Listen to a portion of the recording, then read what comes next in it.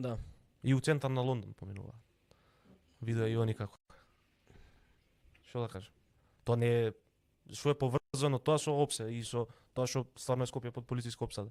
И свадба да правиш, сега можеш да излезеш со македонски знамени и да свириш. Никој нема те застане.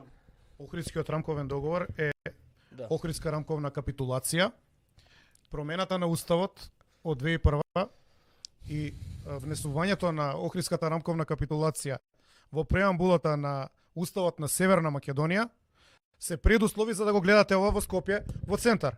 И во Битола ми праќаат слики. Што се чудите, бе, луѓе? Што се чудите?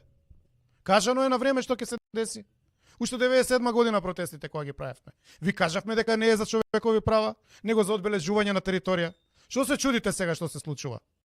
25 години ви го зборам истото. 30 ќе фати уште малце. Ете тоа се случува. Верификација на победата. Охридската рамковна капитулација значи токму ова да прават што сакаат. И прават што сакаат. И СДСМ и ДПМН им се од джеп. Во джеп им се. Вака ги вртат. За гласови. Оно е таму у Тетово голема Албанија. Еве го добив името на овој. Ја имате сликата? Ај пушти ја сликата. Пуштете ја сликата. Пуштете. Пуштете ја сликата. На сликата е Јетон Абдулахи. МВР што вика дека трага по него. Па го има на Фејсбук. Абе на Фејсбук е ставена сликата. Си ја ставил човекот на Фејсбук, а они трагаат по него. Како по оној што трага у Тетово Курти која беше што вееше што го открија германец дека е. Овој да не е французин. А овој швајцарец.